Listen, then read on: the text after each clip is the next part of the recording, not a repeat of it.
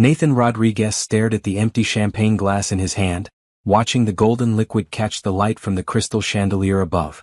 Around him, 200 wedding guests laughed, danced, and celebrated the union of his business partner Jake and his new bride. But Nathan might as well have been a ghost sitting at table 12. He had positioned his wheelchair at the corner table, hoping for the best view of the ceremony and reception. Instead, he got the perfect view of everything he felt he could never have again. Couples swayed on the dance floor to a slow jazz melody, their bodies moving together like they had been created for this exact moment. Children ran between tables, their bright red and blue party dresses creating streams of color across the marble floor. Elderly couples sat hand in hand, sharing quiet conversations and gentle smiles. Nathan adjusted his navy blue suit jacket and tried to remember the last time someone had actually looked at him during a social gathering. Not looked past him, not looked down at him with pity, but really looked at him like he was still a whole person. 5 years had passed since the accident that left him paralyzed from the waist down, and 5 years since most people stopped seeing Nathan Rodriguez the man and only saw Nathan Rodriguez the disability. "Hey Nathan, glad you could make it," Jake had said earlier, his voice carrying that particular tone people used when they felt sorry for someone. The ceremony was beautiful, wasn't it? Marie looked amazing in her dress. Nathan had nodded and offered his congratulations, but Jake had already moved on to the next table before Nathan could finish speaking. That was how most conversations went these days. People felt obligated to acknowledge him, but they never lingered long enough for real conversation. A burst of laughter erupted from the table nearest to him.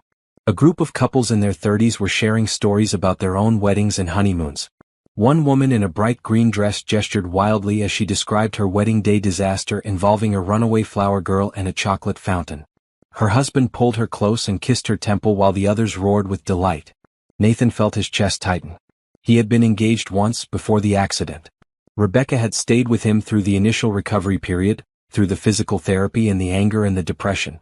But after 8 months of hospital visits and medical equipment and the reality that their future would look different than planned, she had quietly returned her engagement ring and moved across the country for a new opportunity. He couldn't blame her. Not really. They had planned to go hiking in Colorado on their honeymoon, to travel the world, to chase adventure together. Those dreams died the same night his legs did, crushed under 2 tons of steel when a drunk driver ran the red light at 5th and Main. The band struck up another slow song, and Nathan watched as more couples moved onto the dance floor. A young father lifted his toddler daughter onto his feet and danced with her tiny hands in his.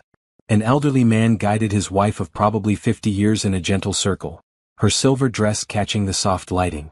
Even Jake's teenage nephew had worked up the courage to ask a girl in a bright yellow dress to dance, and they swayed awkwardly but happily near the edge of the floor. Nathan's phone buzzed with a text message. His assistant reminding him about a board meeting on Monday morning. Always work, always the next deal, the next acquisition, the next $1 million decision. His company had grown by 40% since the accident, partly because work was the only thing that made him feel useful anymore. But success felt hollow when you had no one to share it with. He had enough money to buy anything he wanted, houses in every city, cars he couldn't drive, vacations he took alone. His penthouse apartment overlooked the entire city, but most nights he sat by the floor-to-ceiling windows feeling like he was looking at life from the outside, pressing his face against the glass but never able to step through. "Excuse me, sir." The voice was soft and warm with just a hint of nervousness. Nathan looked up to see a woman standing beside his table. She was absolutely beautiful, with rich brown skin that seemed to glow in the soft lighting, natural hair pulled back in an elegant updo, and kind eyes that actually met his gaze directly. She wore a deep red dress that hugged her curves perfectly and silver heels that made her about 5 feet 6 inches tall. Beside her stood a little girl who couldn't have been more than 5 years old. The child wore a bright blue dress with white flowers and had her hair done in neat braids with matching blue ribbons. She was looking at Nathan with the open curiosity that only children possessed, her big brown eyes taking in everything about him without judgment. "Yes," Nathan managed to say, his voice rougher than intended. He cleared his throat. The woman's smile grew wider and Nathan felt something shift in his chest. When was the last time someone had smiled at him like that? Like they were genuinely happy to see him? "I'm so sorry to bother you," she said, her voice carrying a slight southern accent. "My name is Tiana Johnson and this is my daughter Grace. We don't really know anyone here except the bride who I work with at the hospital. I was wondering." She paused, took a deep breath, and looked directly into Nathan's eyes. "Would you mind being my date for the evening?" Nathan blinked, certain he had misheard. I'm sorry, what? Tiana's cheeks flushed slightly, but her smile didn't waver. I know it sounds strange, but Grace and I have been sitting by ourselves all night. Everyone else seems to be paired off or in groups, and you look like you might be flying solo too. I thought maybe we could keep each other company. Grace tugged on her mother's dress. Mommy, can we sit with the nice man? He has the coolest chair I've ever seen. Nathan felt his throat close up. The coolest chair she'd ever seen. Not the saddest thing she'd ever seen, not something to whisper about or avoid. Just a cool chair. Grace, Tiana said gently, remember what we talked about using our inside voice. But Nathan was already smiling, the first real smile he'd had in months. It is a pretty cool chair, he agreed, looking down at Grace. It goes really fast and I can do spins in it. Grace's eyes went wide. Can you show me? Grace, Tiana warned, but Nathan held up his hand. It's okay, he said, then looked up at Tiana. And yes, I would love to be your date for the evening. I'm Nathan Rodriguez. Have you ever wondered what it would be like if someone saw past your limitations and straight to your heart? What if that one person could change everything you thought you knew about yourself? Let me know in the comments if you think Tiana and Nathan are meant to be together, and don't forget to subscribe for more heartwarming stories like this one. Tiana felt her heart racing as she waited for Nathan's answer. She had been watching him from across the reception hall for the past hour, noticing how isolated he seemed despite being surrounded by people. As a nurse, she had worked with many patients in wheelchairs, and she recognized the look of someone who felt invisible. Are you sure about this? Nathan asked, gesturing to the empty chairs at his table. I have to warn you, I'm not exactly the life of the party these days. Neither am I, Tiana admitted with a laugh. Grace and I were just sitting over there making up stories about the other guests because we didn't have anyone to talk to. Grace had been studying Nathan's wheelchair with fascination. How fast can it go? She asked suddenly. Grace, Tiana said, feeling her cheeks warm with embarrassment. Remember what we talked about, asking personal questions. But Nathan's face lit up with genuine amusement. It can go pretty fast, he told Grace seriously. Faster than you can run, I bet. No way, Grace said, crossing her small arms across her chest. I'm super fast. Mommy says I'm like a cheetah. A cheetah, huh? Nathan grinned. That's impressive. But this chair has motors. Grace's mouth formed a perfect O of amazement. Motors? Like a car? Kind of like a car, Nathan agreed. Want to see? He pressed a button on the armrest of his chair and moved forward a few feet, then spun in a complete circle. Grace clapped her hands and giggled with delight. Tiana felt a warmth spread through her chest. Most adults either ignored Grace completely or spoke to her like she was much younger than her 5 years. But Nathan was talking to her daughter like she was a real person, taking her questions seriously and responding with patience and humor. That was amazing, Grace declared. Can I try it? Grace, you cannot ride in someone else's wheelchair, Tiana said quickly. Actually, Nathan said thoughtfully, if it's okay with your mom, you could sit on my lap and help me drive around the table. But only if she says it's okay. Tiana hesitated. She had always been protective of Grace, maybe too protective. Being a single mother meant constantly worrying about strangers and their intentions. But something about Nathan felt different. Say, please, Mommy? Grace asked, bouncing slightly on her toes. I promise I'll be super careful.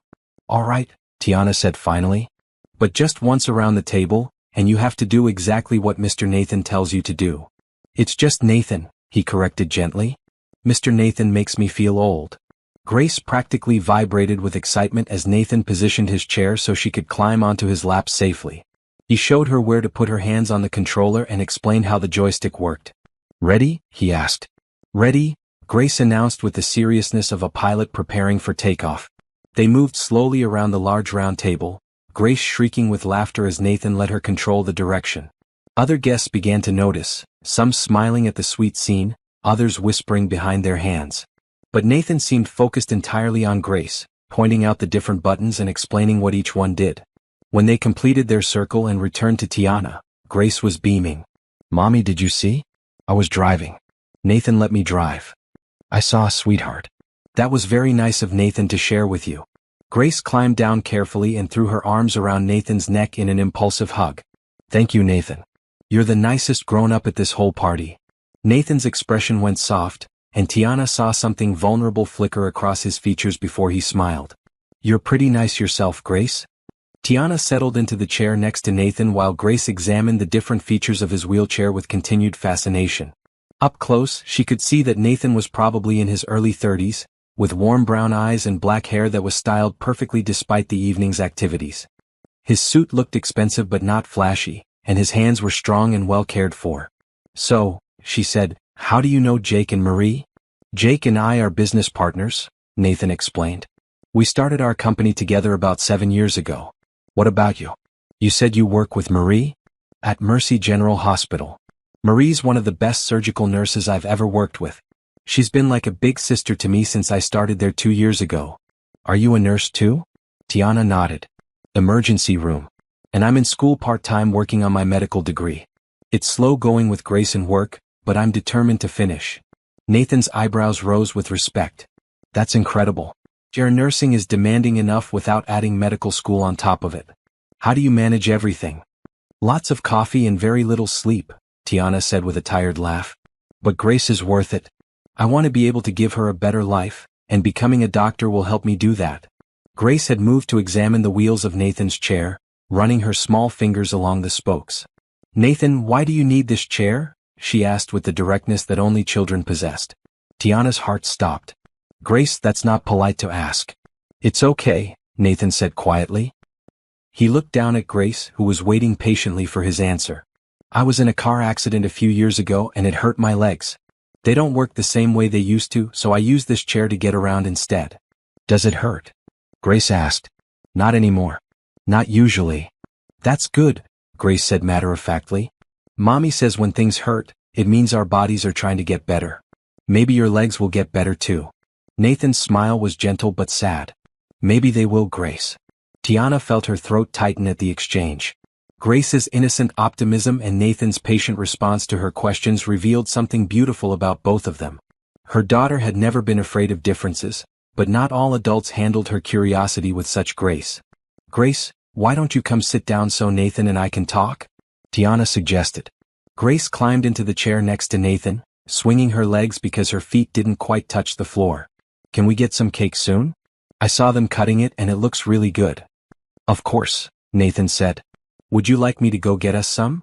"I can get it," Tiana offered, starting to stand. "Please," Nathan said, his voice carrying a note she couldn't quite identify. "Let me. I don't get to do things for people very often anymore." Tiana settled back into her chair, understanding somehow that this was important to him. "That would be lovely. Thank you." As Nathan maneuvered his chair toward the dessert table, Grace watched him go with obvious admiration. "Mommy, I like Nathan," she declared. "He's nice and he talks to me like I'm big." "He does seem very nice," Tiana agreed, watching Nathan navigate through the crowd with practiced ease. Several people stepped aside to let him pass, but she noticed how few of them actually acknowledged him with eye contact or conversation. "Are we going to see him again after tonight?" Grace asked. Tiana's heart skipped. She hadn't thought that far ahead. The evening had started as a desperate attempt to avoid sitting alone at a wedding where she barely knew anyone, but it was turning into something more complicated. Something that made her feel hopeful and nervous at the same time. "I don't know, sweetheart. We'll see." But as she watched Nathan returning with 3 plates of cake, taking care to balance them while maneuvering his chair through the crowd, Tiana found herself hoping the answer would be yes.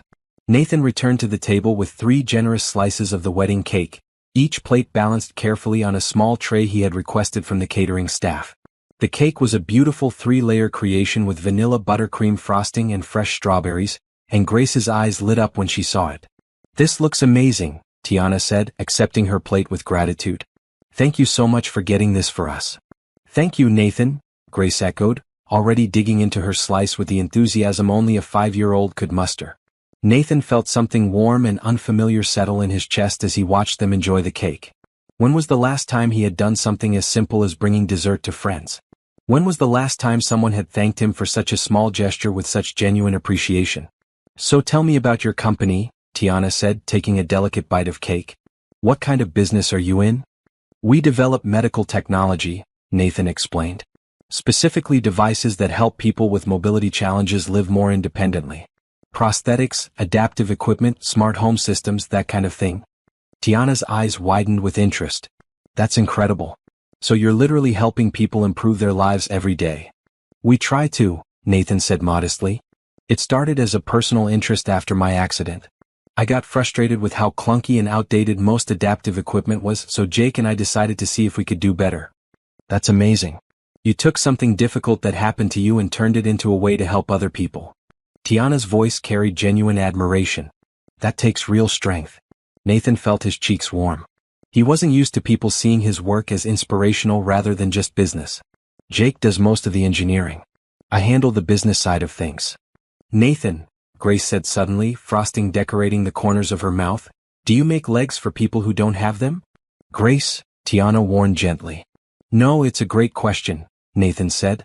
We do work on prosthetic limbs. We're actually developing a new kind of artificial leg that can be controlled by thinking about it, kind of like how you think about moving your real leg. Grace's fork paused halfway to her mouth. You can think a fake leg into moving? Well, it's complicated, but sort of. The brain sends signals to muscles, and we figured out how to capture some of those signals and translate them into movement for artificial limbs. That's like magic, Grace breathed. Nathan laughed, a real laugh that came from deep in his chest. It does seem like magic sometimes. Science can be pretty amazing. Grace loves science, Tiana said proudly. She's always asking me how things work and I have to look up half the answers. What's your favorite science thing, Grace? Nathan asked. Grace considered this very seriously while chewing her cake. I like animals and how they work. Like how birds fly and how fish breathe underwater and why cats always land on their feet. Those are excellent things to wonder about, Nathan said. Do you know that engineers study animals all the time to figure out how to make better machines? Like studying birds to make better airplanes or studying dolphins to make better submarines. Really? Grace's eyes were wide with fascination. Really? It's called biomimicry. Bio means life and mimicry means copying. So biomimicry means copying life to make technology. Tiana watched this exchange with growing amazement. Nathan was talking to Grace like she was capable of understanding complex concepts, but he was explaining them in ways that made sense to a 5-year-old mind. As a single mother, she was used to carrying all the responsibility for enriching Grace's curious mind. Having someone else share that load even for one evening felt like a gift. The band transitioned to a more upbeat song, and several children ran onto the dance floor, including some kids around Grace's age. Mommy, can I go dance? Grace asked. Tiana looked toward the dance floor, calculating distances and potential hazards the way she always did. Stay where I can see you, and if any adults try to talk to you, you come right back here, okay? Okay, Grace agreed, already climbing down from her chair. She paused and looked at Nathan.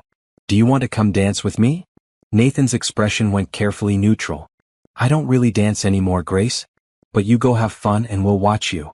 But you could still dance, Grace said with 5-year-old logic. Your chair moves and spins. That's like dancing. Before Nathan could respond, Grace had bounded toward the dance floor, her blue dress flowing behind her like water. Tiana saw the longing that flashed across Nathan's face before he could hide it.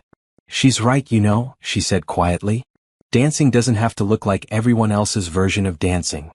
I used to love to dance, Nathan admitted, watching Grace twirl happily among the other children. Rebecca and I, my ex-fiancée and I used to go dancing every Friday night. There was this little jazz club downtown that had live music and a tiny dance floor. We probably looked terrible, but we didn't care. What happened to her? Tiana asked gently. Nathan was quiet for so long that Tiana thought he might not answer. Finally he said, she couldn't handle the new reality. I don't blame her. Our whole future together changed in one night, and she was 26 years old. She had every right to want the life she originally signed up for. Did you love her? I thought I did. But looking back, I think I was in love with the idea of her, with the life we had planned together. I'm not sure I really knew who she was underneath all those plans. Nathan paused, then looked directly at Tiana. What about Grace's father? Tiana's jaw tightened slightly. He left when Grace was 6 months old. Said he wasn't ready to be a father, that he felt trapped. I haven't heard from him since. His loss, Nathan said simply. That's what I tell Grace when she asks about him. She's starting to notice that other kids have dads, and I know it's going to get harder to explain as she gets older. For what it's worth, you're doing an incredible job with her. She's smart, curious, polite, brave, all the things that matter. Tiana felt tears prick her eyes unexpectedly. Thank you. That means more than you know. Some days I feel like I'm failing at everything. I doubt that's true. They watched Grace on the dance floor, spinning and laughing with the other children. She caught sight of them watching and waved enthusiastically, nearly tripping over her own feet in the process. "She's fearless," Nathan observed. "Sometimes too fearless," Tiana said with a mother's worry. "She talks to everyone, asks a million questions, assumes everyone wants to be her friend. I worry that the world is going to crush that optimism eventually. Or maybe she'll change the world instead," Nathan suggested. "Maybe people like Grace are exactly what the world needs more of." Tiana looked at him thoughtfully. "Is that what you're trying to do with your company? Change the world?" "I'm trying to change small pieces of it," Nathan said. "One adaptive device at a time, one person's independence at a time. It's not world-changing, but it matters to the people we help." "I think that's exactly world-changing," Tiana said firmly. "You're giving people their lives back." Nathan felt something shift inside him, like a door opening after being locked for years. Here was this incredible woman, this devoted mother, seeing him as someone who mattered, someone who contributed something valuable to the world. When was the last time someone had seen him that way? Grace came running back to the table, slightly out of breath and glowing with happiness. "Did you see me dancing? I did the twisty thing and the jumping thing." "We saw everything," Tiana assured her. "You were amazing." "Nathan, are you sure you don't want to try dancing? I could teach you some moves." Nathan looked at Grace's hopeful face, then at Tiana's encouraging smile. For the first time in 5 years he felt brave enough to try something that scared him. "You know what, Grace? Maybe just one song." The dance floor felt different from Nathan's wheelchair perspective. The music was louder down here, the bass thrumming through his chest, and the lights seemed brighter, casting colorful patterns across the polished marble floor. Grace had appointed herself as dance instructor and was demonstrating various moves with the seriousness of a professional choreographer. "Okay, so first you do this," she said, raising her arms above her head and swaying back and forth. "It's called the tree dance because you move like branches in the wind." Nathan raised his arms and mimicked her swaying motion while gently rocking his wheelchair side to side. Several other guests had noticed their unconventional dance partnership, but instead of stares or whispers, he saw smiles and nods of approval. "That's perfect," Grace declared. "Now you try the spin move." Nathan executed a smooth turn in his chair, and Grace clapped with delight. "You're really good at this, Nathan." "I have a good teacher," he replied, meaning it completely. Tiana approached them on the dance floor, moving to the rhythm of the music. She wore her confidence like the most beautiful accessory, her red dress flowing around her as she danced. When she reached them, she held out her hands to Grace. "Mind if I cut in?" she asked with a playful smile. "Mommy, you have to see Nathan's spin move," Grace said, but she took her mother's hands and began dancing with her. Nathan watched them together, mother and daughter moving in perfect harmony. Tiana's love for Grace was evident in every glance, every protective gesture, every encouraging word. But what struck him most was how natural Tiana looked, including him in their circle, never making him feel like an outsider or an obligation. The song shifted to something slower, and couples around them moved closer together. Grace immediately adapted, taking slower, more deliberate steps. "This is the princess dance," she informed them. "You have to move like you're wearing a big fancy dress." Nathan had to laugh at her logic, but he slowed his movements to match hers. Tiana caught his eye over Grace's head and smiled, and Nathan felt that same warm sensation in his chest he'd been experiencing all evening. When the song ended, Grace was ready for a break. They made their way back to their table, and Nathan was surprised to find that he felt energized rather than self-conscious about his time on the dance floor. "That was wonderful," Tiana said as they settled back into their seats. "Thank you for dancing with us." "Thank you for asking me to," Nathan replied. "I honestly didn't think I'd ever dance again." "Why not?" Grace asked, ever direct. "I guess I thought people would stare, or that I wouldn't be able to keep up, or that I'd look silly." Grace considered this with the seriousness she applied to all important matters. "But everyone looks silly when they dance," she said finally. "That's what makes it fun." Nathan and Tiana exchanged a look of shared amusement and admiration for Grace's 5-year-old wisdom. "She has a point," Tiana said. "Some of the best dancing I've ever seen has looked absolutely ridiculous." "Tell me about the silliest dancing you've ever done," Nathan said, genuinely curious. Tiana's cheeks flushed slightly. "Oh goodness. When I was in nursing school, my roommate and I used to have these study breaks where we'd put on music and dance around our tiny apartment to relieve stress. One night we were so exhausted and punchy that we spent an hour doing what we called interpretive dancing, to medical terminology.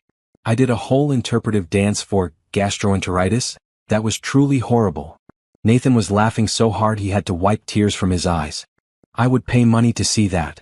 You would not, Tiana protested, but she was laughing too. What's gastroenter whatever? Grace asked. It's a fancy way of saying stomachache, Tiana explained. Can you show me the dance? Absolutely not, Tiana said firmly, but her eyes were sparkling with mirth. Nathan felt like he was experiencing something completely new. This easy laughter, this comfortable conversation, this feeling of being included and valued for exactly who he was right now, not who he used to be or who he might become. It was like discovering he'd been holding his breath for 5 years and could finally exhale. What about you? Tiana asked him. What's the silliest thing you've ever done? Nathan thought for a moment. In college, Jake and I entered a dance competition at this club near campus. We had no business being there, but we were convinced we could win the $100 prize. We practiced for weeks, learned this elaborate routine to a hip-hop song. We were absolutely terrible, but we were so confident. Did you win? Grace asked. We came in dead last, Nathan admitted. But we had so much fun that we didn't care. We kept going back to that club every weekend just to dance badly and laugh about it. I wish I could have seen that, Tiana said wistfully. Jake probably still has the video somewhere. We made his girlfriend film it because we thought we were going to be famous. They talked easily for another hour, sharing stories and discovering common interests. Nathan learned that Tiana loved old movies and made the best chocolate chip cookies in her apartment building. Tiana learned that Nathan played piano and had a secret addiction to reality TV shows that he watched while working late at night. Grace contributed her own observations and questions, keeping them all entertained with her unique perspective on the world. She was fascinated by Nathan's descriptions of his work and asked if she could visit his office sometime to see the thinking legs he was developing. If your mom says it's okay, I'd love to show you around, Nathan said, then looked at Tiana. We have a whole demonstration lab where people can try different devices and see how they work. It's actually pretty kid-friendly. Tiana hesitated for just a moment, the protective instinct she'd honed as a single mother making her weigh the offer carefully. But then she saw the hope in Nathan's eyes and the excitement on Grace's face, and she realized she didn't want this evening to be their only time together. That sounds educational and fun, she said. If you're serious about the offer, Grace would love it. I'm completely serious, Nathan assured her. What are you doing next Saturday? We usually go to the park in the morning, then grocery shopping, Tiana said. Pretty exciting stuff. The park sounds great too. Mind if I join you? Grace bounced in her seat. Can he come to our park, Mommy? Please? Tiana looked at Nathan, this man who had somehow turned an awkward wedding reception into one of the most enjoyable evenings she'd had in years. Are you sure you want to spend your Saturday morning chasing a 5-year-old around a playground? Nathan's smile was the most genuine expression she'd seen from him all evening. I can't think of anything I'd rather do. As the wedding reception began winding down around them, Tiana realized that this unexpected evening had shifted something fundamental in her world. For 2 years she had focused entirely on Grace and her studies and her work, convinced that there wasn't room in her life for anything else. But sitting here with Nathan, watching him interact with her daughter with such patience and kindness, she began to wonder if maybe there was room for more after all. Could someone like her really be the answer to your loneliness? What do you think will happen when Nathan meets them at the park? Share your thoughts in the comments and subscribe to follow this heartwarming journey. Saturday morning arrived with the kind of crisp spring air that made everything feel possible. Tiana had changed her outfit 3 times, finally settling on dark jeans and a bright green sweater that Grace had declared perfect for park adventures. She told herself she wasn't nervous about seeing Nathan again, but the butterflies in her stomach suggested otherwise. Grace had been awake since sunrise, chattering excitedly about showing Nathan her favorite climbing structure and the duck pond where they sometimes brought breadcrumbs. She wore her favorite red overalls and had insisted on braiding her hair herself, resulting in a slightly lopsided but charming hairstyle. Is Nathan going to be there when we get there? Grace asked for the 15th time as they walked the 3 blocks to Riverside Park.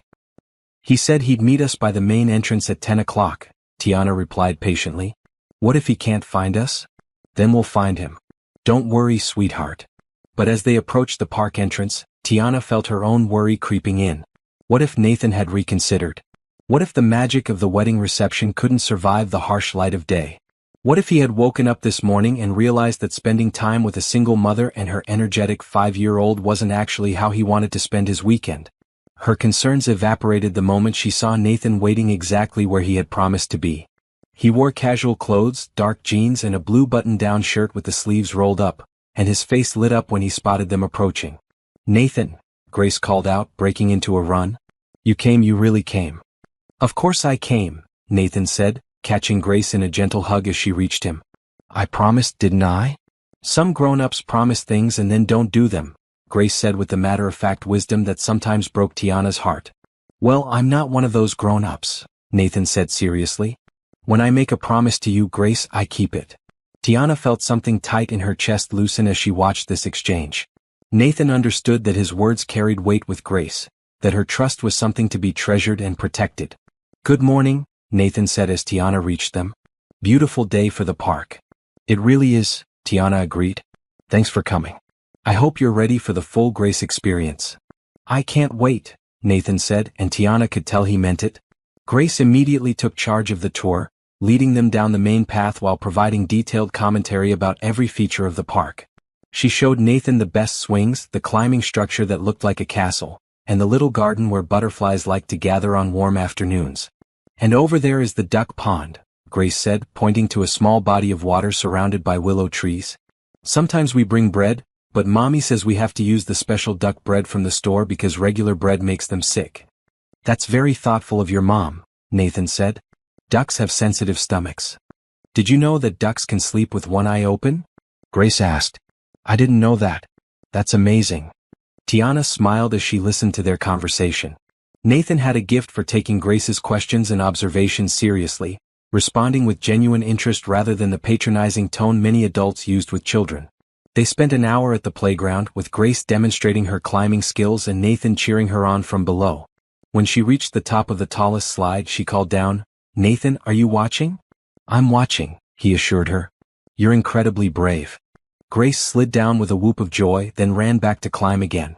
After several trips up and down, she flopped onto the grass beside Nathan's chair, slightly out of breath. "I'm thirsty," she announced. "There's a snack bar by the tennis courts," Tiana said. "We could get drinks and maybe some lunch." "That sounds perfect," Nathan agreed. "My treat." "You don't have to." Tiana started to protest. "Please," Nathan said, and there was that note in his voice again, the one that suggested this was important to him. "I'd like to." The snack bar was busy with Saturday morning families, and they had to wait in line behind several other parents with children. Grace entertained herself by counting how many different colors she could see in people's clothing, while Nathan and Tiana stood comfortably together, occasionally commenting on Grace's observations. 17 different colors so far, Grace announced. "Not counting the boring ones like black and white and brown." "What makes those colors boring?" Nathan asked. "They're not bright and happy," Grace explained. "Happy colors are like red and yellow and purple and green. Like Mommy's sweater." Nathan glanced at Tiana's green sweater and smiled. "I think you're right about happy colors." When they reached the front of the line, Nathan ordered sandwiches and drinks for all of them, plus ice cream for Grace. They found a table under a large oak tree, and Grace chattered happily about her morning adventures while they ate. "Nathan," she said around a bite of grilled cheese, "do you have kids?" "Grace," Tiana warned, but Nathan held up a hand. "It's okay," he said. "No, Grace, I don't have children." "Why not?" "Grace, that's enough questions." "No, really, it's fine," Nathan said. He looked at Grace thoughtfully. "I guess I haven't found the right person to have children with yet." "What kind of person would be right?" Grace asked. Nathan glanced at Tiana, then back at Grace. "Someone kind and smart and funny. Someone who would be a good mom like yours is." Grace considered this seriously. "Mommy is the best mom in the whole world." "I can see that," Nathan said softly. After lunch, they walked to the duck pond where Grace delighted in pointing out the different types of waterfowl and making up names for the ones she recognized from previous visits. There was Harold the mallard, who was missing some tail feathers, and Penelope the goose, who was particularly bold about approaching people for food. "We didn't bring duck bread today," Grace said sadly. "Sorry, Harold." "Maybe next time," Nathan suggested. "We could make it a regular thing, coming to visit Harold and Penelope." Grace's face lit up. "Really? You want to come back to our park?" "If that's okay with you and your mom, I'd love to." Grace looked at Tiana expectantly. "Can he, Mommy? Can Nathan be our park friend?" Tiana felt her heart skip. "If Nathan wants to spend more time with us, I think that would be wonderful." "I do want that," Nathan said, holding her gaze. "Very much."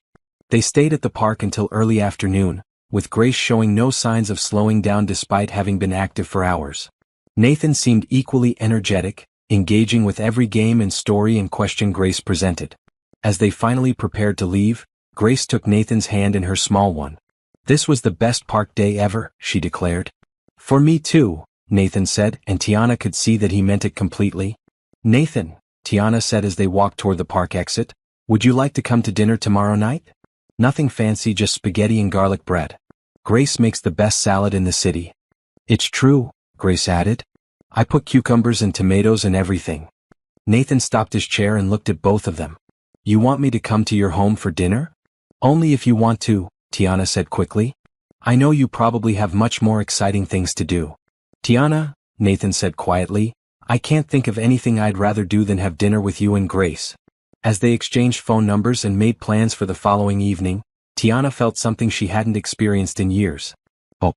Not just the general hope that things would work out okay, but specific hope.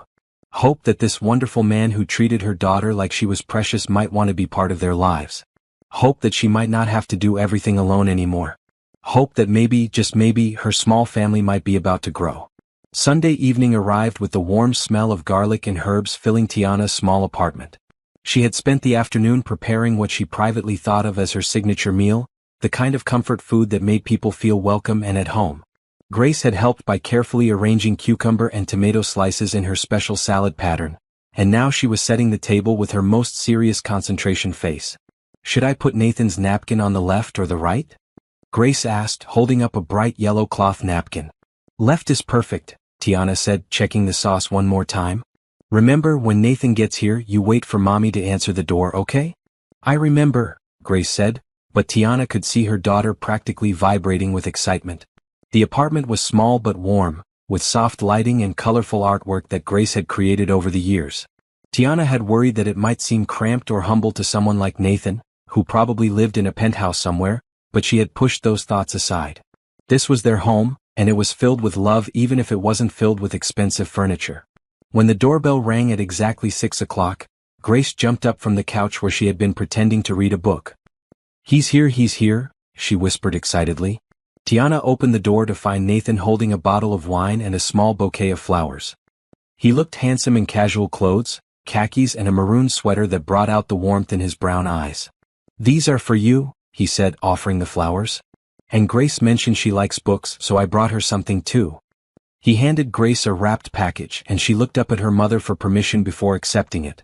"Go ahead and open it, sweetheart," Tiana said. Grace carefully unwrapped the gift to reveal a beautiful picture book about animals and their unique abilities. Her eyes went wide as she flipped through the colorful illustrations. "It's about biomimicry," Nathan explained. "Remember what we talked about at the wedding? How engineers study animals to make better technology. This is the best book ever," Grace declared, hugging it to her chest. "Thank you, Nathan." "You're very welcome." Tiana felt a familiar warmth spread through her chest. Nathan had listened to Grace, really listened, and had chosen a gift that connected to her interests. It was the kind of thoughtfulness that meant more than any expensive present could have. "Something smells incredible," Nathan said as Tiana led him into the small living area that flowed into the kitchen. "Just spaghetti and garlic bread," Tiana said modestly. "Nothing fancy." "It's not just spaghetti," Grace corrected seriously. "It's Mommy's special sauce with 3 different kinds of herbs and Parmesan cheese that we grate ourselves." Nathan smiled. "That sounds much more sophisticated than just spaghetti." The apartment was designed with an open floor plan that made it feel larger than it actually was, but Tiana still found herself watching Nathan navigate the space, hoping it was accessible enough for his chair. He moved through it easily and she realized she had been worrying for nothing. "Can I show Nathan my room?" Grace asked. "After dinner, sweetheart. Let's eat while everything is hot." They settled around the small dining table, with Grace chattering about her day and asking Nathan questions about his work. The conversation flowed as easily as it had at the park, with Nathan showing genuine interest in Grace's observations about everything from the weather to the neighbor's cat who liked to sit on their fire escape. "Nathan," Grace said as she carefully twirled spaghetti around her fork, "how did you learn to make those thinking legs?" "Well, I didn't actually make them myself," Nathan explained. "I work with engineers and doctors and computer scientists who are much smarter than me. My job is to help them figure out what people need and how to make it affordable for everyone." "But you had the idea?" I had some ideas, but the best ideas come from listening to people who actually need the devices. They know better than anyone what would make their lives easier.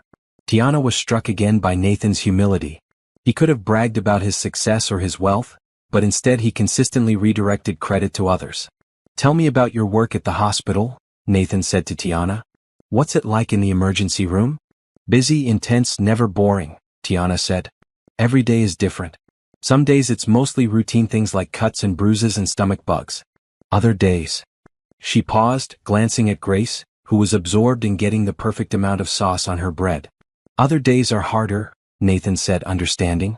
Other days remind me why I want to be a doctor, Tiana said. I want to be able to do more than just comfort people and follow orders. I want to be the one making the medical decisions that help people get better. How much longer until you finish medical school? If everything goes according to plan, 3 more years. Then residency, which will be another 3 or 4 years depending on what specialty I choose. Nathan's eyebrows rose. That's a long time to balance work and school and being a full-time mom. Some people think I'm crazy for attempting it, Tiana admitted. My mom thinks I should just be satisfied with nursing. She worries that I'm trying to do too much and that Grace will suffer for it. What do you think?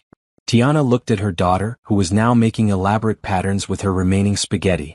I think Grace benefits from seeing her mother work hard for her dreams.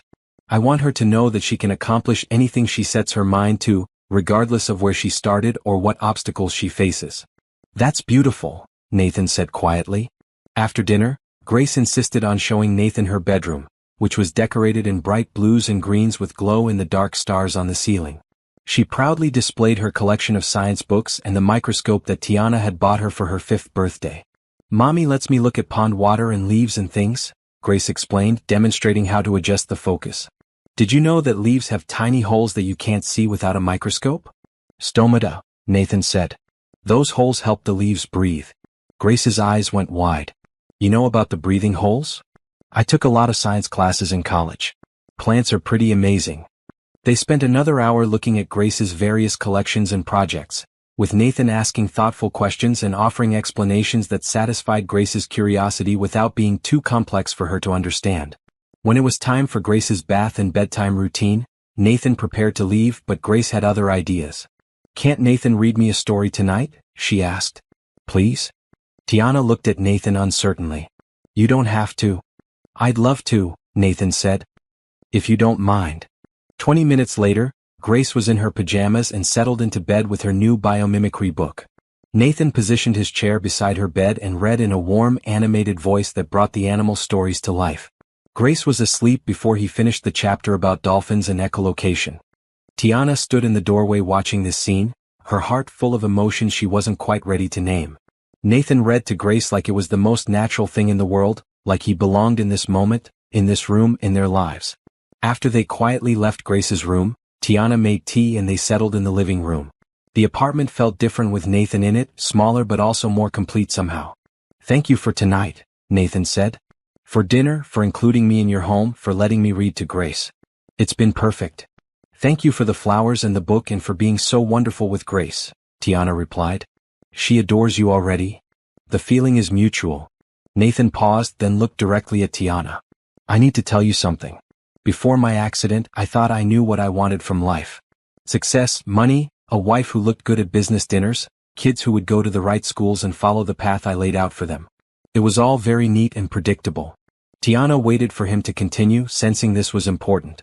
After the accident, I thought all of that was impossible. Not just the neat and predictable part, but the family part too. I convinced myself that I was too broken, too complicated, too much work for anyone to take on. Nathan. Let me finish, he said gently.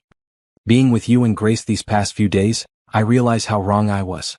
Not about being complicated, because I am that. But about what makes a family, about what makes a life worth living. It's not the neat and predictable stuff. It's Grace falling asleep to stories about dolphins. It's you working 3 jobs to chase your dreams while raising the most amazing little girl I've ever met.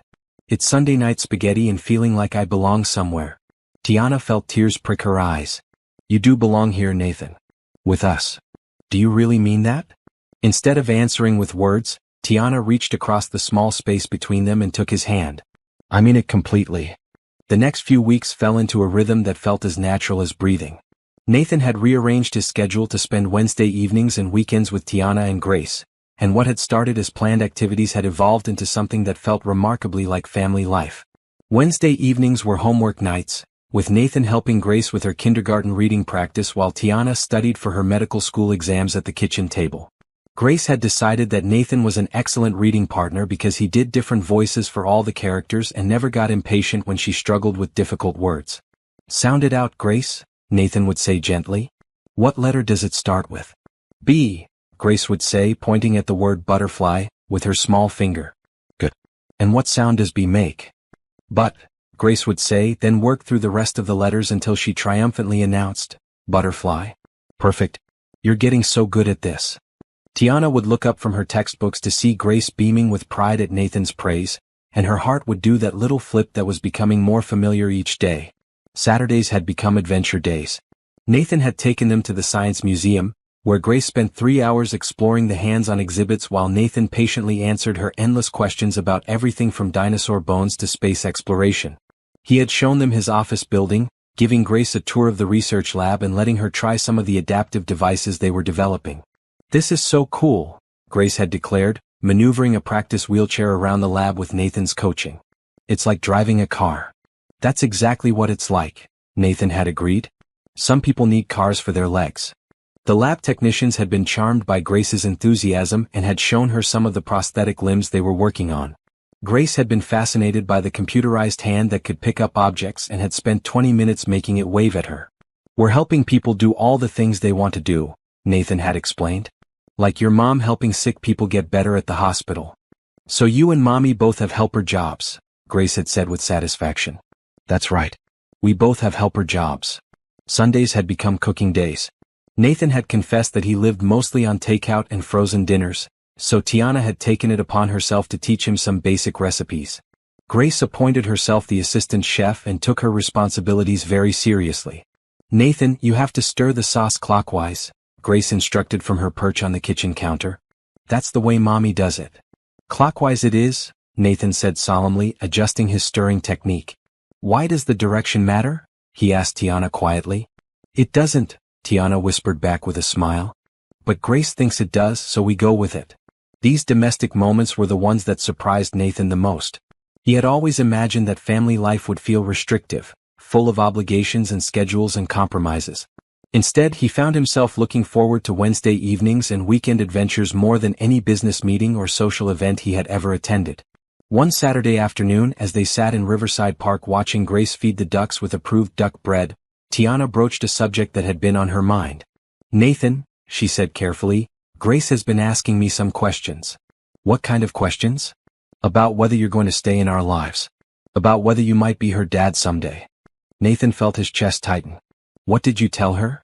"I told her that caring about someone doesn't come with guarantees, but that you care about both of us very much and that's what matters right now." "That's a good answer," Nathan said, watching Grace toss breadcrumbs to Harold the mallard. "Is it accurate?" Tiana asked quietly. Nathan turned to look at her directly. "The caring part is absolutely accurate. I care about you and Grace more than I knew was possible." "And the staying part?" "Tiana, I want to stay. I want to be part of your lives in whatever way you'll have me. But I also want to be realistic about what that means. I'm complicated. My life isn't simple. There are things about my situation that might affect Grace as she gets older." "What kind of things?" Nathan was quiet for a moment, choosing his words carefully. "Kids can be cruel about differences. If Grace tells her classmates that her mom's boyfriend or stepfather uses a wheelchair, there might be comments or questions that are hard for a child to handle." Tiana felt a flash of protective anger. "Then those children need better parenting and education." "I agree, but that doesn't make it easier for Grace if it happens." "Nathan, look at me." He met her eyes and she saw vulnerability there that made her want to hold him close. "Grace has spent her entire life being different," Tiana said firmly. "She's the only kid in her class being raised by a single mom. She's one of only 3 black children in her school. She's never had a father figure and kids have already asked her about that. Different is not new for Grace." "That's not the same thing." "You're right, it's not the same thing. It's better. Grace would be proud to tell people about you." "Do you know what she told her teacher when Mrs. Patterson asked what she did over the weekend?" Nathan shook his head. "She said, 'I went to the Science Museum with my mom and Nathan, and Nathan knows everything about how animals help people invent things. Then she spent 10 minutes explaining biomimicry to the entire class. Nathan felt something tight in his chest begin to loosen. She doesn't see your wheelchair as something to be ashamed of, Tiana continued.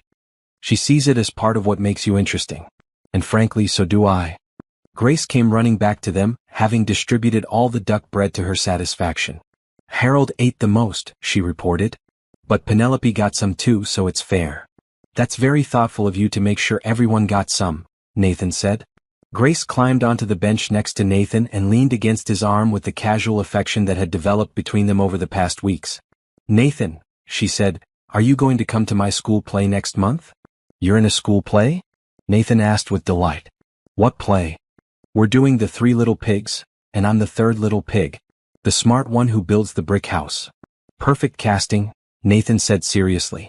You're definitely smart enough to outwit any wolf. So will you come? Mommy's coming and Grandma Johnson is coming, and I want you to come too. Nathan looked at Tiana, who nodded encouragingly. I wouldn't miss it for anything, Nathan said. I'll be in the front row cheering for the smartest little pig in the whole play. Grace beamed and snuggled closer to Nathan's side. This is the best day ever, she declared. As they walked home from the park, with Grace skipping ahead and pointing out interesting flowers and dogs and cloud shapes, Tiana felt a deep sense of contentment settle over her. For 3 years she had been the sole architect of their small family's happiness. Now suddenly she had a partner in that effort. Someone who celebrated Grace's victories and worried about her challenges and wanted to be present for all the ordinary moments that made up their life. That evening, as Nathan read Grace her bedtime story, Tiana stood in the doorway and allowed herself to imagine a future where this wasn't temporary. Where Nathan's voice reading fairy tales was a permanent soundtrack to their evenings. Where his laughter in their kitchen and his presence at Grace's school events and his gentle encouragement of Grace's dreams were just part of their normal, everyday life. For the first time since Grace's father had walked away, Tiana allowed herself to believe that maybe, just maybe, she didn't have to do everything alone anymore. Nathan's phone had been ringing constantly for 3 days, and each call brought worse news than the last. He sat in his office on Tuesday morning, staring at the financial reports spread across his desk while his assistant Laura briefed him on the latest developments. Morrison Industries made another offer to TechMed Solutions, Laura said, her voice tight with concern. 20% above market value, plus guaranteed job security for all their current employees. Nathan rubbed his temples, feeling a headache building behind his eyes. TechMed Solutions was Rodriguez and Associates' largest client, accounting for nearly 30% of their annual revenue. Losing them would be devastating, but the offer Morrison Industries was making would be almost impossible for TechMed to refuse. What's our counteroffer? Nathan asked, though he already knew the answer. We can't match it, Laura said quietly. Morrison has deeper pockets than we do, and they're clearly willing to take a loss on this partnership just to hurt us. Nathan's jaw tightened. Morrison Industries was the kind of massive corporation that specialized in buying out smaller competitors and either absorbing them or shutting them down entirely. They had been circling Rodriguez and Associates for 2 years, making increasingly aggressive moves to undermine Nathan's business. Schedule a meeting with the TechMed board for Thursday, Nathan said. I want to make our case in person. Nathan, Laura said hesitantly, maybe it's time to consider Morrison's buyout offer. The terms aren't terrible and you'd walk away with enough money to what? Nathan interrupted. Retire at 32 and spend the rest of my life knowing I gave up on everything Jake and I built together? Laura was quiet for a moment. Nathan knew she was thinking about practical things like employee salaries and health insurance and the dozen other companies that depended on Rodriguez and Associates for contracts and partnerships. I'm not giving up, Nathan said firmly. Not yet. But as Laura left his office and Nathan returned to the financial projections, he felt the familiar weight of responsibility settling on his shoulders like a lead blanket. 43 people worked for Rodriguez and Associates. They had mortgages and car payments and children's college funds that depended on Nathan making the right decisions. Jake had trusted him to handle the business side of their partnership, and now Nathan was facing the possibility of losing everything they had worked for. His phone buzzed with a text from Tiana. Grace drew you a picture of Harold the duck. Can't wait to show you tonight. Nathan smiled despite his stress. Tonight was Wednesday, which meant homework help with Grace and quiet studying time with Tiana. It was the one bright spot in what was shaping up to be a terrible week. But as the afternoon wore on, the crisis deepened. TechMed's CEO called personally to inform Nathan that they would be making their final decision by Friday morning. 2 other clients called to express concern about Rodriguez and Associates' financial stability, hinting that they might need to reconsider their partnerships if the company's future was uncertain. By 5 o'clock, Nathan was running on coffee and stress, and he realized with a sinking heart that he was going to have to cancel dinner with Tiana and Grace. There was simply too much work to do, too many phone calls to make, too many last-ditch strategies to explore. He called Tiana's cell phone, hoping to catch her before she left work. "Hey," she said, her voice warm and happy. "I was just thinking about you. Grace has been talking about showing you her duck picture all day. Tiana, I'm so sorry but I have to cancel tonight. There's a crisis at work and I need to." "Oh." The disappointment in her voice was obvious, though she tried to hide it. "Is everything okay? It's complicated business stuff. I might lose a major client, and I have to work late to try to save the partnership." "Of course," Tiana said quickly. "Work has to come first. Grace will understand." But Nathan could hear the hurt underneath her understanding tone, and his chest tightened with guilt. He had made a promise to be reliable, to be present, and he was already breaking that promise. "I'll make it up to you both this weekend," he said. "Maybe we can go to that butterfly conservatory Grace has been talking about." "That sounds nice," Tiana said, but her enthusiasm was forced. "Good luck with everything tonight." After she hung up, Nathan sat in his empty office feeling like he was failing at everything that mattered. The business crisis was threatening his livelihood and the livelihoods of everyone who worked for him. And now he was disappointing the 2 people who had become the most important part of his life. He called for Chinese takeout and prepared for a long night of strategic planning and financial projections. But every time his phone rang with another piece of bad news, he thought about Grace's excited face when she talked about showing him her drawing, and about Tiana's quiet disappointment when he canceled their evening together. By Thursday morning, Nathan looked like he hadn't slept in weeks because he hadn't. The meeting with TechMed's board was scheduled for 2 o'clock, and Nathan spent the morning preparing a presentation that outlined every possible reason why they should stay with Rodriguez and Associates instead of accepting Morrison's generous offer.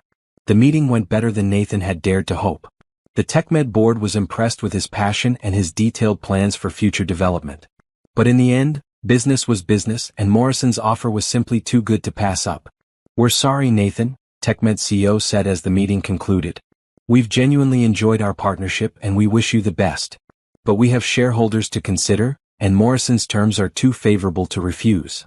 Nathan shook hands with each board member and maintained his professional composure until he was alone in the elevator.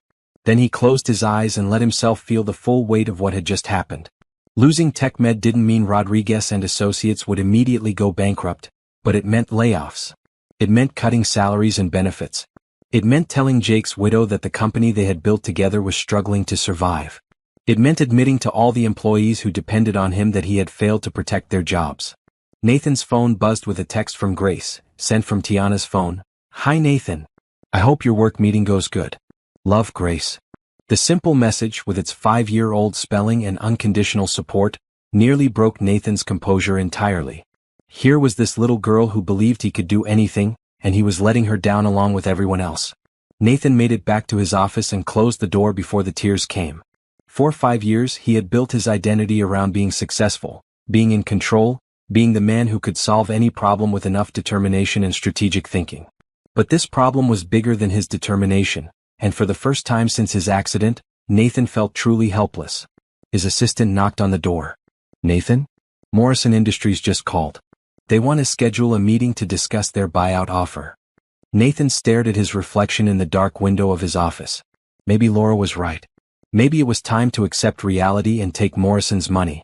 Maybe it was better to surrender with dignity than to keep fighting a battle he couldn't win. But as he reached for the phone to call Morrison Industries, Nathan thought about Grace's drawing of Harold the Duck, waiting at home to be shared with him. He thought about Tiana studying for her medical degree at her kitchen table while he helped Grace with her reading. He thought about the life they were building together, and how much he wanted to be the kind of man who deserved to be part of that life. Nathan put down the phone. He wasn't ready to give up yet. Not on his company, and not on the future he was starting to envision with Tiana and Grace. But he also wasn't sure how much longer he could keep fighting without losing everything that mattered most. Nathan hadn't answered his phone in 2 days. Tiana had tried calling Thursday evening after Grace went to bed, then again Friday morning before work, and both calls had gone straight to voicemail. Her texts received brief, apologetic responses that explained he was dealing with a work crisis but offered no details and no timeline for when things might improve. By Friday evening, Tiana was worried enough to take action. She had Grace's overnight bag packed and ready by 6 o'clock. "Where are we going, Mommy?" Grace asked, watching Tiana gather snacks and juice boxes. "We're going to visit Nathan," Tiana said.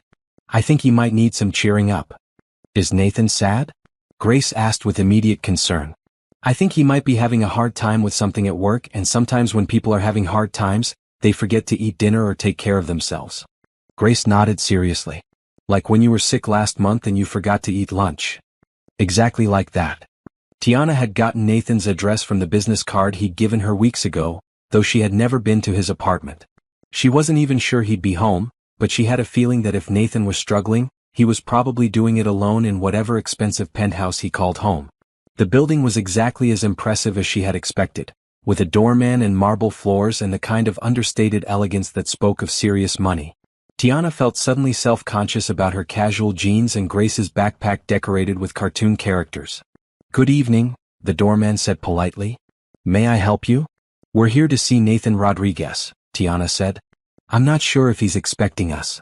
The doorman called up to Nathan's apartment, and Tiana held her breath waiting for the response. "Mr. Rodriguez says you can go up," the doorman said with a smile. 32nd floor, apartment 3201. The elevator ride seemed to take forever, with Grace bouncing excitedly and asking questions about whether Nathan's apartment would have a view of the park and if they could see their building from his windows. Nathan answered the door looking like he hadn't slept or shaved in days. His hair was disheveled, he was wearing wrinkled clothes that looked like he had slept in them, and his eyes had the hollow look of someone under tremendous stress. "Tiana," he said, his voice rough with surprise and something that might have been relief. "Grace, what are you doing here?" "We brought you dinner," Grace announced, holding up the bag of takeout containers that Tiana had picked up on the way over. "And I brought my Harold picture to show you." Nathan's expression softened as he looked down at Grace's earnest face. "You brought me dinner?" "Mommy said you might forget to eat when you're having work troubles," Grace explained matter-of-factly. "Like when she gets too busy studying and forgets about lunch." "Can we come in?" Tiana asked gently. "If you're not too busy." Nathan stepped aside and gestured for them to enter. Tiana had expected luxury, but she hadn't expected the apartment to feel so cold and impersonal. The furniture was beautiful but looked like it had been selected by a decorator rather than someone who actually lived there. The walls were mostly bare except for a few expensive-looking abstract paintings, and there were no personal touches anywhere that she could see. "This place is huge," Grace said, her voice echoing slightly in the large living room. "Do you really live here all by yourself?" "I do," Nathan said, and Tiana heard a note of loneliness in his voice that made her chest ache. "Don't you get scared at night?" Grace asked. "I would get scared in a place this big." "Sometimes I do get a little lonely," Nathan admitted. Grace nodded sympathetically and took his hand. "Well, we're here now, so you don't have to be lonely tonight." Nathan looked down at Grace's small hand in his, and Tiana saw his throat work as he swallowed hard. "Let's get this food heated up," Tiana said, taking charge of the situation. "Grace, why don't you show Nathan your drawing while I find the kitchen?" The kitchen was enormous and looked like it had never been used for actual cooking. Tiana found expensive appliances that still had protective plastic on some of their surfaces, and a refrigerator that contained only bottled water, condiments, and several containers of leftover takeout. As she heated up the Chinese food they had brought, she could hear Nathan and Grace in the living room. Grace was explaining her drawing in great detail, describing Harold's personality and the way he liked to swim in circles around the pond. "He's very smart," Grace was saying. "Smarter than Penelope because he figured out that if he swims closer to the edge, people can reach him better to give him bread." "That is smart," Nathan agreed. "Animals often know things that we don't expect them to know." "Nathan," Grace said, her voice taking on the serious tone she used for important conversations, "are you having a bad time at work?" There was a pause and then Nathan said quietly, "Yes, Grace. I am having a difficult time with work right now." "What's wrong?" "It's complicated, but basically, some people want to take over my company, and if that happens, a lot of people who work for me might lose their jobs." "That's not fair," Grace said with 5-year-old indignation. "Can't you tell them no?" "I'm trying to, but sometimes in business the people with more money get to make the decisions." "That's a stupid rule," Grace declared. Despite his stress, Nathan laughed. "It really is a stupid rule." Tiana called them to dinner, and they sat around Nathan's formal dining table eating Chinese takeout from paper containers. It looked absurd in the elegant setting, but it also felt right somehow, like they were bringing warmth and life to a space that had been waiting for a family to fill it. "Nathan," Tiana said as they shared lo mein and sweet and sour chicken. "Tell me what's really going on. Maybe talking about it will help." So Nathan told them about Morrison Industries and the buyout attempt and losing TechMed Solutions. He explained about the employees who depended on him and the legacy he shared with Jake and the impossible choice between fighting a losing battle and surrendering everything he had worked to build. "The smart business decision is probably to take Morrison's offer," Nathan concluded. "I'd walk away with enough money to start over somewhere else, and my employees would probably keep their jobs under Morrison's management." "But you don't want to do that," Tiana observed. "I don't want to give up. But I also don't want to drag everyone down with me if I'm wrong about being able to fight back." Grace had been listening to this conversation with the intensity she brought to everything she found important. Now she put down her fork and looked at Nathan seriously. "Nathan," she said, "do you remember what you told me about the third little pig?" Nathan looked confused. "What about the third little pig?" "You said I was perfect to play her because I'm smart enough to outwit any wolf." "That's right." "Well, you're smart too," Grace said firmly. "And these Morrison people sound like wolves trying to blow down your house. But you built your house out of bricks, didn't you? With thinking legs and helping people and all that important stuff."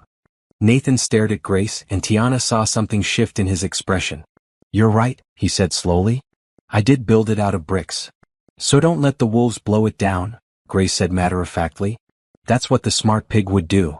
After dinner, Grace settled on Nathan's couch with her coloring books while Tiana and Nathan cleaned up the kitchen together. "She's right, you know," Tiana said as she rinsed dishes. "About not letting the wolves win. It's not that simple, Tiana. This isn't a fairy tale." "No, it's not. But Grace is still right about the important part. You built something that matters. You're helping people live better lives. That's worth fighting for." Nathan leaned against the counter, watching Tiana move efficiently through his pristine kitchen like she belonged there. "What if I fight and lose everything anyway? What if I make things worse for everyone who depends on me? What if you don't fight and spend the rest of your life wondering what might have happened if you had tried?" Nathan was quiet for a long moment. Then he said, "There's something else I'm worried about." "What?" "If I keep fighting and the company fails, I'll lose everything. The apartment, the financial security, all of it. I won't be able to take you and Grace to nice restaurants or give Grace the kinds of experiences I've been able to give her. I'll just be a guy in a wheelchair with a failed business and a lot of debt." Tiana stopped what she was doing and turned to face him fully. "Nathan Rodriguez, are you seriously suggesting that Grace and I care about your money?" "I'm not suggesting. I just want to be able to provide for you. Both of you. Look around this apartment," Tiana said firmly. "It's beautiful and expensive and completely empty of everything that actually matters. Do you know what Grace said to me in the elevator on the way up here?" Nathan shook his head. "She said, 'Mommy, I hope Nathan's apartment has pictures of people he loves like we do.' She was disappointed when she saw that it doesn't." Nathan looked around his living room as if seeing it for the first time.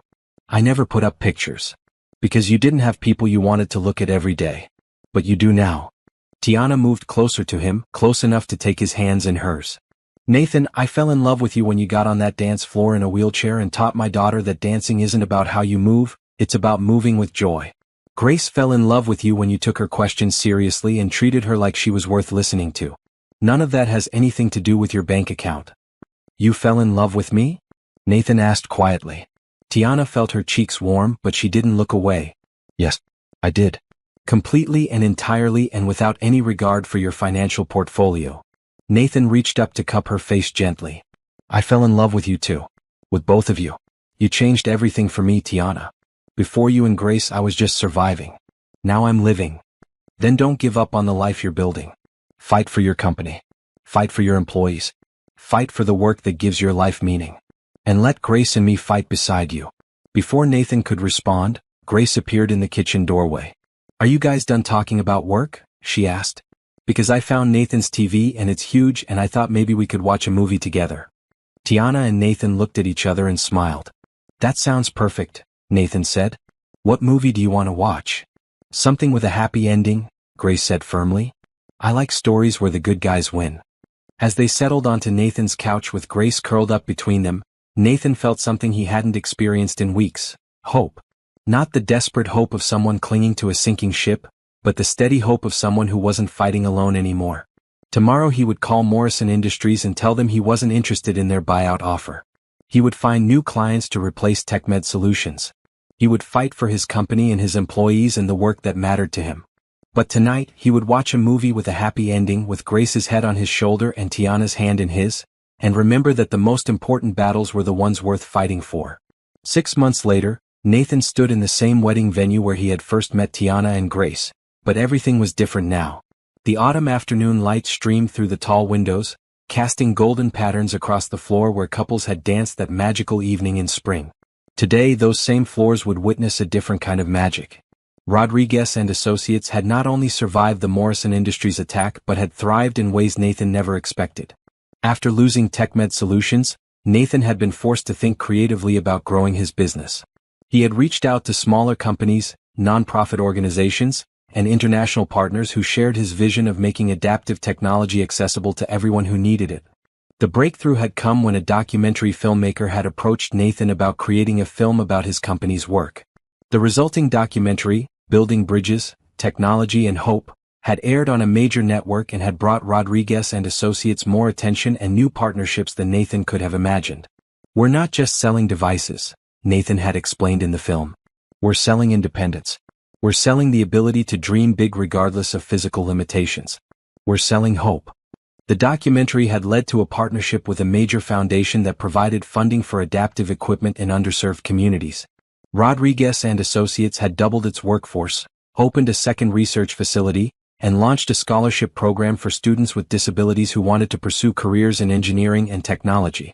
But the most important change in Nathan's life wasn't professional.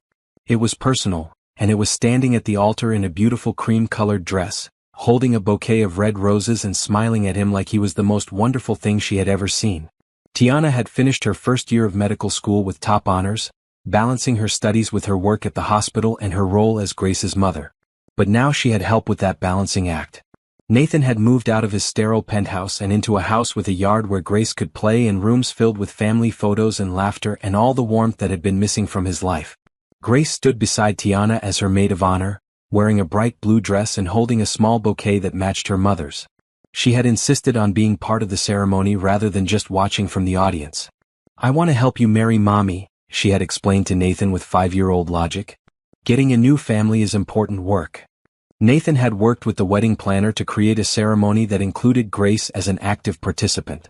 When the minister asked if anyone had objections to the union, Grace would step forward with a special set of vows that Nathan and Tiana had written together.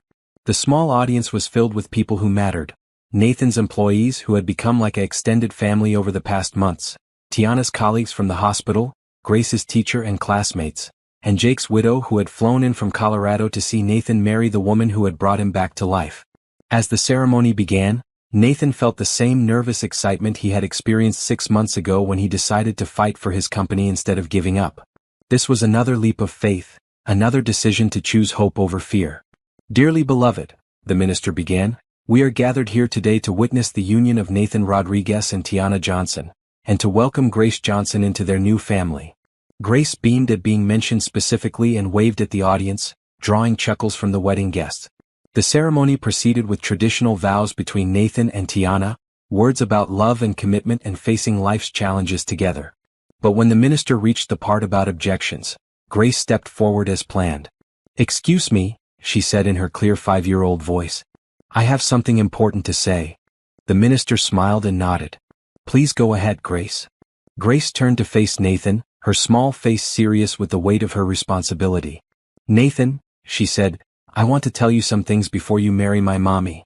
Nathan leaned forward in his wheelchair, giving Grace his complete attention. "First, you have to promise to always read me bedtime stories even when I get too old for them."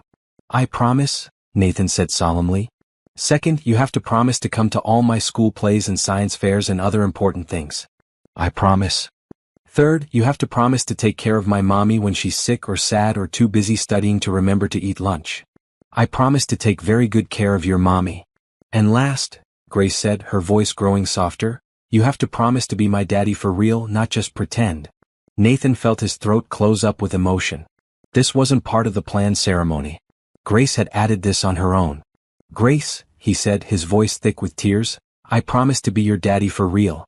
Forever and always. Grace threw her arms around Nathan's neck in a fierce hug, and there wasn't a dry eye in the room. When she stepped back, Grace turned to her mother with equal seriousness. Mommy, you have to promise some things too. What do I need to promise, sweetheart? You have to promise to let Nathan help you with everything, even when you think you should do it all by yourself. Tiana laughed through her tears. I promise to let Nathan help me. And you have to promise to make him chocolate chip cookies when he's had a bad day at work. I promise to make lots of chocolate chip cookies. And you have to promise to love Nathan even when his wheelchair gets stuck in doorways or when people are mean to him. Grace, Tiana said, her voice breaking with emotion, I promise to love Nathan no matter what, forever and always. Grace nodded with satisfaction and stepped back to her place beside her mother. Now you can kiss and be married, she announced to the minister. The official ceremony concluded with Nathan and Tiana's first kiss as husband and wife, and with Grace jumping up and down and clapping with pure joy. At the reception that followed, Nathan sat at the head table watching Grace dance with anyone who would partner with her, her blue dress spinning as she twirled across the floor. Tiana sat beside him, her hand in his, both of them marveling at how perfectly this day had unfolded. Mrs. Rodriguez, Nathan said, testing out the sound of his wife's new name. I like the sound of that, Tiana said, leaning over to kiss his cheek. Daddy Nathan, Grace called from the dance floor where she was teaching Nathan's assistant Laura how to do her signature spinning move. Come dance with me. Nathan looked at Tiana, who smiled and nodded. Go dance with your daughter, she said. I'll be right here when you get back. As Nathan made his way onto the dance floor, he reflected on the incredible journey that had brought him to this moment. A year ago, he had been a lonely man who had given up on the possibility of having a family. He had defined himself by his limitations and his losses, convinced that his accident had ended his chance at real happiness. But Grace had seen past his wheelchair to the man underneath. Tiana had seen his potential for love and partnership. Together, they had shown him that family wasn't about perfect circumstances or ideal situations. It was about choosing to show up for each other, day after day, in all the ordinary and extraordinary moments that make up a life. Are you happy, Daddy Nathan? Grace asked as they danced together, her small hands guiding his wheelchair in gentle circles. I'm the happiest man in the world, Nathan said, and he meant it completely.